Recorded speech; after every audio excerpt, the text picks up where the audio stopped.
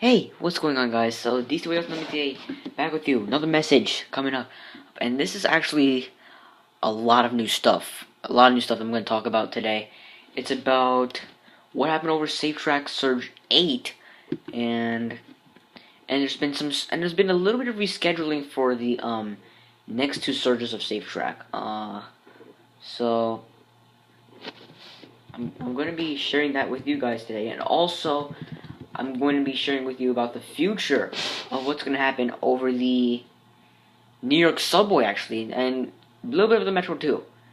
And yeah, that's all I'm gonna say. So, well, I don't know what's going on. Okay, never mind. Okay, sorry about that. I think there's. Okay, forget that. Why is that playing? Anyways, this was happening over SafeTrack Surge 8. It's been like, I think this was the most hardest working one that I've heard of so far, because the main focus of the work was to replace deteriorating cross ties in both sets of tracks in between, for instance,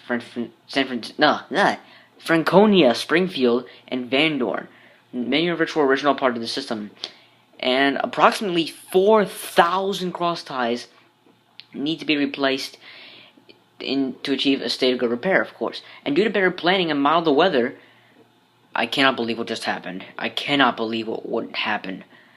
Crews replaced over 7,000 cross ties, the most of any surge to date, which allows the Metro Rail to get ahead of the goal, eliminating cross tie backlog. And with the increased track access provided by SafeTrack, the Metro Rail was able to accomplish 16 days, about 70% of what was accomplished in all of 2015, when crews replaced a total of 10,000 cross ties system-wide. So it was not being much, like, in parts, to make 10,000 cross ties.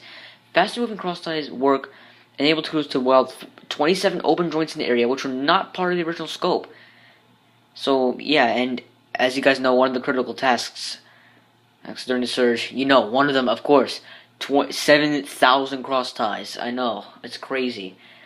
Welded 27 joints, replaced over 350 insulators, which is not too much, repaired over 50 power cables, 190 damaged orange boots, 25 pigtails, and repaired 66 track junction boxes, and 500 IDW system boxes, intrusion detection warning, important safety features along fence lines, of course, as usual, and inspected and repaired power and IT connections to 70 emergency trip station boxes. IT connections to 70 emergency trip station boxes, ensuring the power can be quickly removed from the third rail in case of emergencies. And I cannot believe that's also been another big thing that's been happening in that region. Remove vegetation and trash from over 16,000 feet of the track bed, and you know how much that is? That's actually just over 3 miles of that, improving drainage and eliminating fire hazards and replacing missing or damaged signs. It's crazy, I know. And crews also addressed recent FTA safety directive 16.4 by changing out bolts on expansion cables throughout the area. And they will return to the area to complete work on several remaining power connection cables near Van Dorn Street station after the system closes. Everything else was done. So the exact amount of cross ties was about 7,102 cross ties, and track bed was 16,180. And that's what I'm going to do. That's all for the big things. I'll share exactly how much it'll be. And there's been two surgery schedules. Two schedules have been scheduled. So for our big surge for the Red Line, Surge 10, October 29th to November 22nd, from Fort Totten to Noma. So Fort Totten will be the last stop on the Red Line from that time period, from Glenmont, and from Noma to Shady Grove. And so that means I have to take the Green Line by that time. And also for Surge 11, November 28th to December 21st, the start of winter, it's from East Falls Church to West Falls Church on the orange and silver lines. And I don't know. And guys, there's more delay again.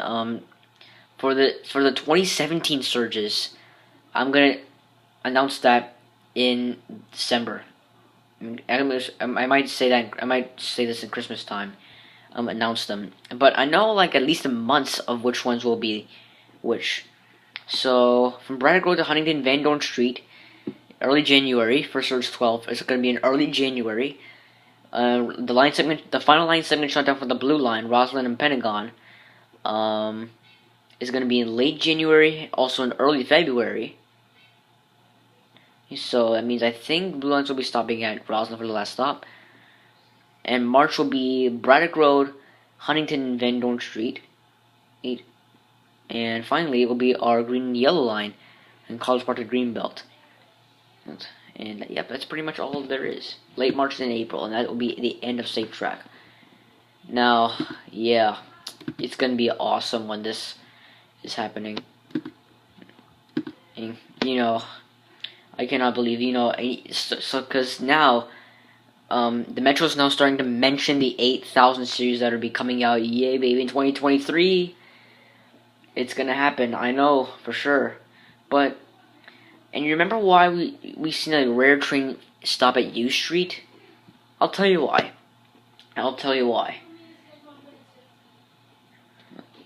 And they've asked them Greater Washington about this. So in technical lingo, basically, the problem is called a bobbing track circuit. And that is why some yellow and green line trains are stopping at U Street now. So the issue is typically considered more of a nuisance, something like that, than actual danger. But it's been preventing rush hour yellow line trains from accessing their usual turnaround point, Mount Vernon Pocket, for several weeks. I know. I mean, it's been like about a month since this has been going on. So according to WMATA's Operations Guru, Stephen Rotepsky, a track circuit is described as bobbing when it erroneously flips back and forth between registering that a train is occupying its block when it might not actually be. That's kind of confusing, actually. And this may occur because the circuit is too sensitive, or maybe due to old equipment that needs to be replaced. And then bobbing track circuit can cause trains to lose their speed commands. Yep. So that means the driver will not know the speed limit as they're going between the U Street area. So that's what the bobbing track circuit is about.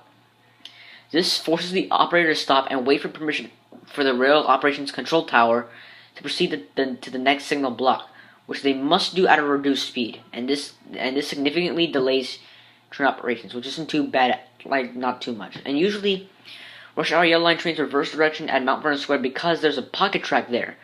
The points there that we hit, that's what's called a pocket track. And in normal rush hour operation, they use this to short turn or turn around without running all the way to the end of the line to Greenbelt. And since yellow line trains currently have to turn around using the crossover at U Street, since that has to happen, fewer are operating on the green and yellow every hour, which is not a good sign. And this is due to the fact that when trains have to short turn without the use of pocket track, they can cause delays by blocking trains in both directions. As Matt Johnson detailed in a 2010 post about this issue. But however, a pocket between the mainline tracks allows short turning trains to be taken off the main line while reversing direction, thus allowing trains to proceed unobstructed.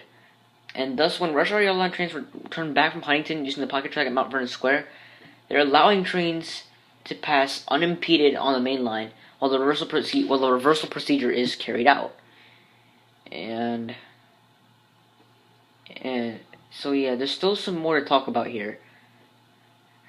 So the temporary extension of the yellow line service did get a few Greater Washington contributors thinking, could Metro ever permanently extend the yellow line past Vernon Square during rush hour? Well, doing so will provide booming stations like Shaw, U Street, Columbia Heights, with increased service and direct connection to Virginia at all hours. But there are, however, several financial and logistical problems standing in the way. So there are obstacles: a lack of pocket track, rail cars, and funding. So after 15 years of short-turning yellow line trains at Mount Vernon Square at all hours, Metro began running off-peak yellow line trains all the way to Fort Totten in December in 2006. That's one part of history.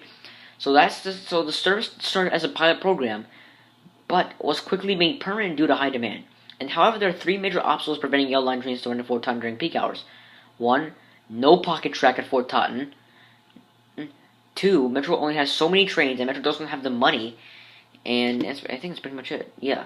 And turning some trains around at pocket tracks like the one at Mount Vernon Square, rather than turning them all the way to the end of the line, allows more trains to run on the given section of the Metro system, but because it keeps terminal stations like Greenbelt from getting overwhelmed, like making it crowded. And for example, half of rush hour red line trains run between Grosvenor, Stratford, and Silver Spring, rather than all the way from Shady Grove to Glenmont, using the pocket tracks at these stations to reverse and head back in the other direction. I mean, Glenmont has a pocket track too. I mean, that's very strange. This means that Shady Grove and Glenmont trains only have to handle around 13 trains per hour rather than a max of 26.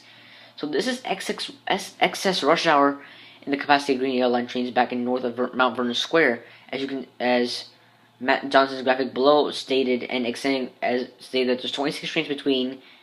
There's double the trains of Silver Spring and Grosvenor rather than half the trains from Shady Grove to Glenmont. And yeah, as the 4 hourly Rush Plus Yellow Line trains do with Greenbelt already do. So I think we're losing Rush Plus service, which is a totally bad thing.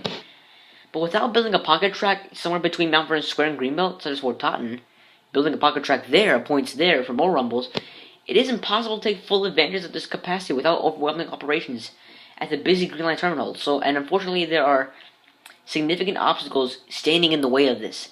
In addition to the cost of the pocket track itself, Metro would have to pay for additional rolling stock in order to operate between the extended Yellow Line service full time. As Matt explains, the increased service would require 30 additional railcars at a cost of approximately $100 million. Yep. Plus $3 million per year in the operating costs. Yep, like I said, the 8,000 series, the new railcars would have to come from Metro's order of those 8K series, which aren't expected to begin delivery until at least 2023, of course, right? So is it possible to build an extra pocket track between Mount Vernon Square and Greenbelt? And how come one didn't go in the first place? And that's what Greater Washington will look at in a post next week. So yeah, that is pretty much it. And that's what we have spoke about that topic. Now our last topic, the future of the New York subway. Yep. The future of the New York subway. That is coming right up. And there's one change that's already been made to one of the old trains, the R68s. And yes, so the R68s now have signs in them. You know, the R160s have signs in themselves, right? In them and R143s, right? The R160s, R143s have interior next stop signs.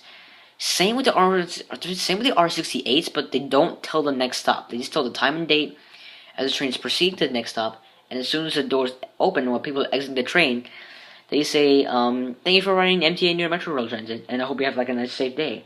I mean, that's the good thing. That's one change already been made, and there's 3 other changes that are about to be made soon. One, the W trains returning in November to make the NQ and R train fleet busier, and I've seen that the R179s have been delivered. Yep, R179 trains. That's new to here, and if you want, I'm going to show you proof in just a sec.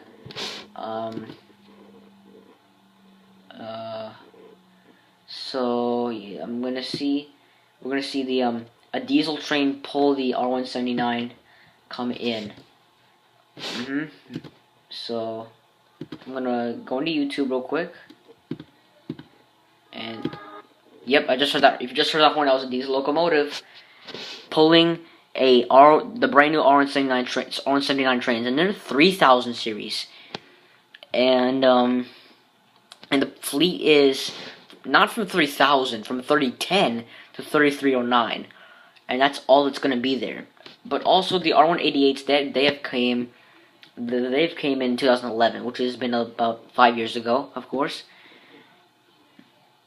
And there's something a little bit strange, and there's now odd numbered car trains, 11 car trains, which is kind of weird, and I don't know why.